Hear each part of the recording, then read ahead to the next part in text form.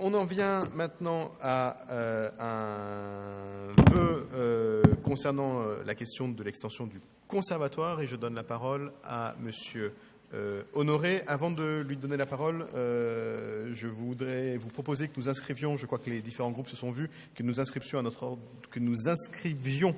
à notre ordre du jour un vœu sur la situation des personnels de Tati. J'imagine que ça ne pose pas de difficulté, que nous l'inscrivions et puis nous pourrons en discuter.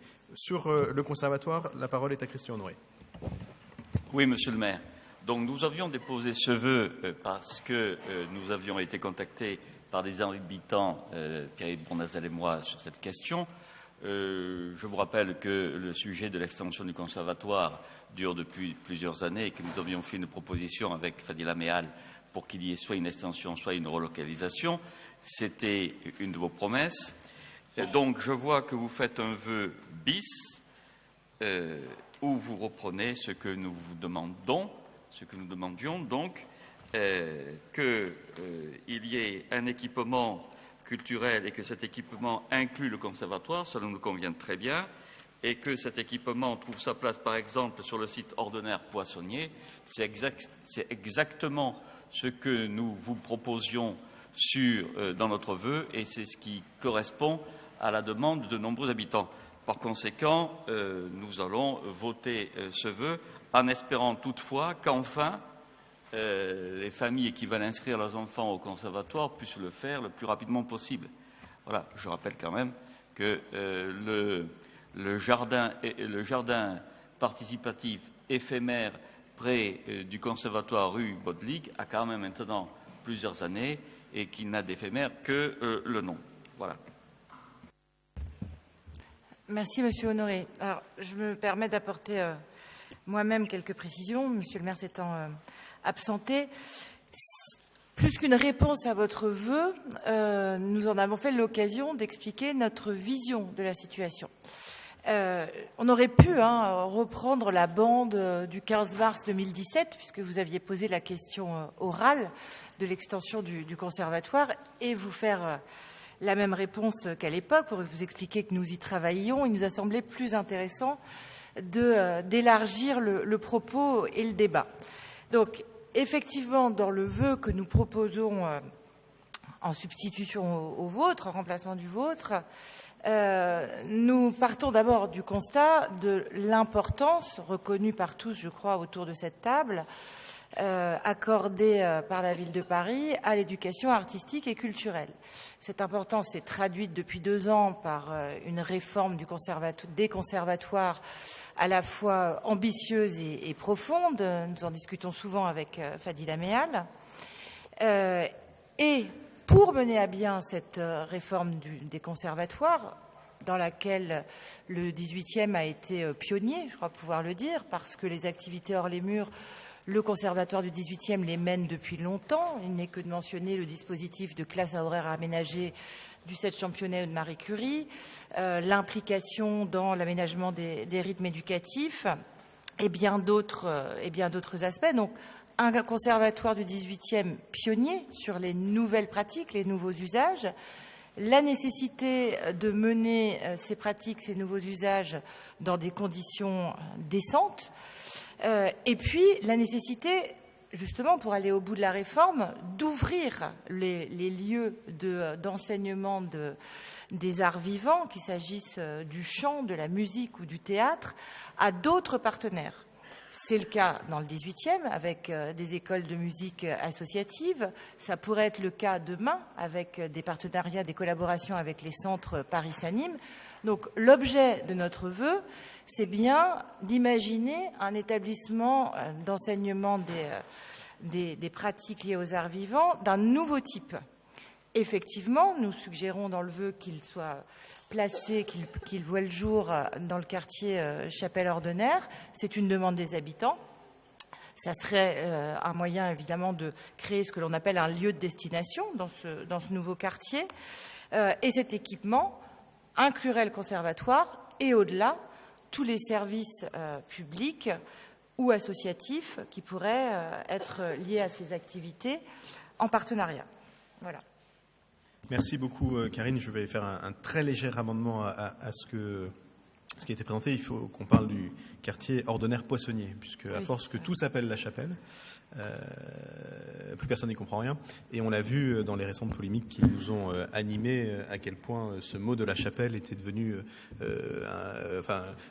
concernait aussi bien dans la tête, non pas la nôtre qui connaissons bien le quartier, mais dans la tête des commentateurs, aussi bien la porte de La Chapelle, le métro La Chapelle, Pajol, tout ça a été mélangé. Bref, tout s'appelle Chapelle. Donc ce futur quartier, je propose que nous l'appelions Ordener-Poissonnier, puisqu'il est à l'angle des rues Ordener et de la rue des Poissonniers, et ce sera quand même beaucoup plus simple. Mais sur le fond, je partage absolument évidemment ce qu'a indiqué Karine, et je pense que le moment est venu et utile pour que nous puissions voter ce vœu, alors que justement la programmation avance sur ce nouveau quartier Ordener-Poissonnier, et que nous avons une revendication en la matière.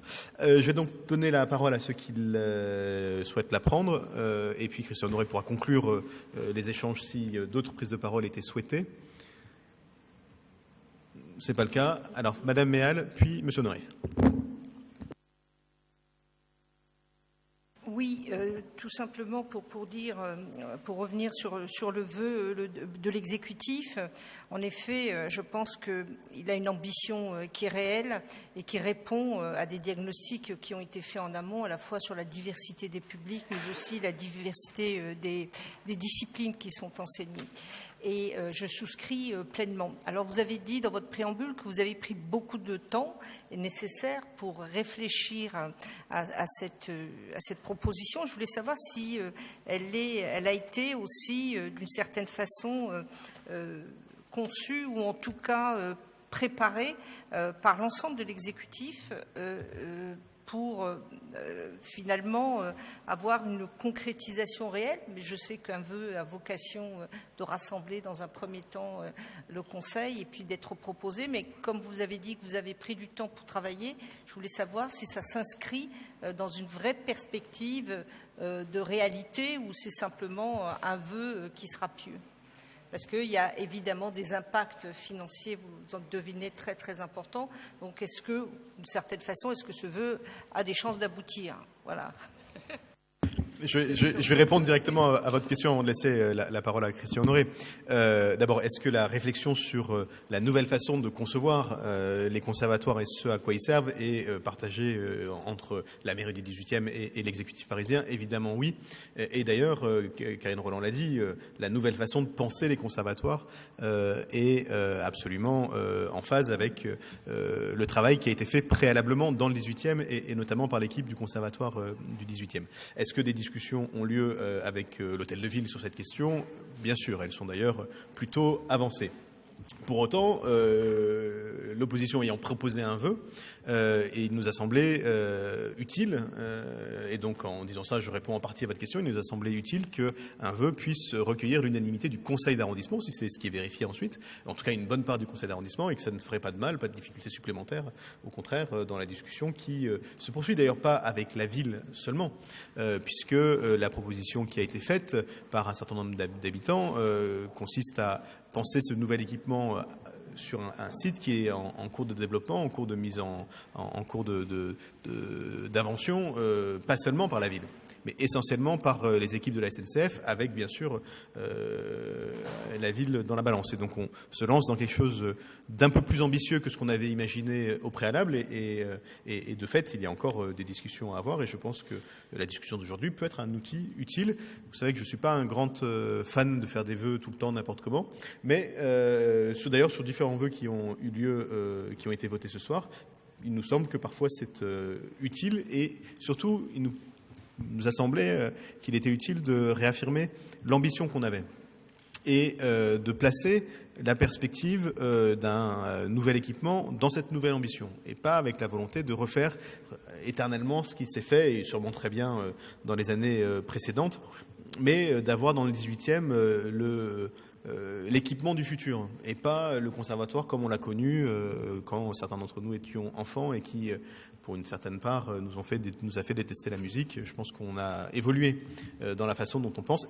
Le conservatoire, et le conservatoire du 18e en est la démonstration. Je rappelle, Karine ne l'a pas dit, mais parce que pour moi c'est un élément très important, que le conservatoire du 18e est celui des conservatoires parisiens au sein duquel la diversité des origines sociales des élèves est la plus grande.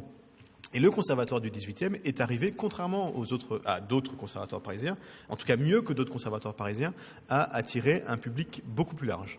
Et je crois que c'est quelque chose qui, dans un nouveau cadre, pourrait être encore amélioré. Donc voilà où on en est, avec toute la prudence qu'il faut, mais en même temps, la volonté d'aboutir. Monsieur Honoré. Oui, Madame Roland, il ne m'avait pas échappé que vous avez saisi l'occasion de ce vœu pour faire la promotion de votre politique. C'est de bonne guerre, c'est bien. Je souhaite tout de même que l'effectivité et l'efficacité de votre action soient quand même un peu plus voyantes, un peu plus rapides que le temps que vous avez mis à honorer votre promesse de l'extension du conservatoire.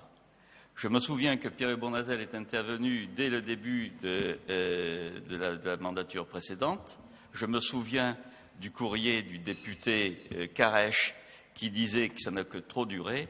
Je me souviens des déclarations de Daniel Vaillant et autres élus de la municipalité qui nous parlaient de l'extension de ce conservatoire. Alors, je le dis avec beaucoup d'humour parce que vous avez fait la promotion de votre politique culturelle, artistique, c'est très bien.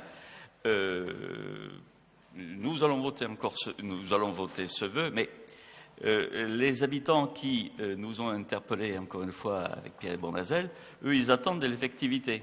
Donc, c'est bien de vous congratuler. Ça sera mieux lorsqu'enfin ce conservatoire sera construit et on pourra dire, après de tant d'années de promesses, il est enfin réalisé, il est enfin construit, et les parents, vous savez, la promotion de votre politique, c'est bien, mais enfin, eux, ce qu'ils attendent, c'est que les enfants puissent étudier la musique d'une manière confortable. Voilà. Voilà ce que je voulais vous dire, Madame Roland. Merci. Je n'ai pas entendu l'intégralité de la réponse de Karine Roland, mais je la connais suffisamment bien, et comme je connais suffisamment bien mon équipe d'ailleurs, pour dire qu'on n'est pas tellement du genre à s'auto-congratuler, même s'il peut arriver que les habitants, eux, le fassent. Mais ça, c'est très agréable, et c'est très agréable. Je voudrais, avant de passer au vote, donner un autre élément dans ce débat. Les enfants du 18e ne sont pas privés, loin s'en faut, de l'apprentissage de la musique. Et il y a dans le 18e, comme dans tous les arrondissements de Paris, plus de souhaits d'entrer au conservatoire que de capacité à faire entrer les enfants au conservatoire. On n'est pas moins bien servi dans le 18e que dans d'autres arrondissements dans la capacité à entrer dans le conservatoire. Et notamment parce que parfois, les contraintes permettent, puisqu'elles doivent être dépassées, permettent d'évoluer, y compris parce que le conservatoire du 18e, au-delà de ses murs, est le conservatoire qui est le plus ouvert et qui occupe le plus d'espace, y compris à l'extérieur de ses propres murs. Et c'est même pour ça que le 18e a pris un temps d'avance dans la façon dont on propose aux petits Parisiens d'apprendre la musique en dehors du temps scolaire, puisque je rappelle pour ceux qui l'auraient oublié que par ailleurs, depuis fort longtemps, la ville de Paris, et c'est une spécificité positive parisienne encore, finance très largement l'apprentissage de la musique à l'école, et des sports et des arts. Et nous avons à Paris ce que ceux d'entre vous qui avaient des enfants connaissaient, qui s'appelle les PVP, qui est une formidable spécificité parisienne qui nous permet d'apporter à 100% des élèves parisiens, à 100% des enfants parisiens, un apprentissage professionnel de la musique, du sport et des arts en général. Et ça nous permet, c'est pas l'actuelle majorité d'ailleurs qui a pensé ce système des PVP, hein, ça nous dépasse depuis bien longtemps, mais ça permet d'assurer à 100% des Parisiens, contrairement à ce qui peut se passer dans toutes les autres villes de France, un apprentissage avec des vrais professionnels, enfin les instituteurs sont des professionnels, mais avec des professionnels de la musique et des arts vivants, comme on dit, et des arts plastiques et du sport. D'avoir accès et de libérer du temps pour les instituteurs parisiens qui, dans ce temps libéré, peuvent aussi mieux travailler, et c'est une très bonne chose. Je vais donc mettre aux voix le vœu... pardon, Philippe Dariola.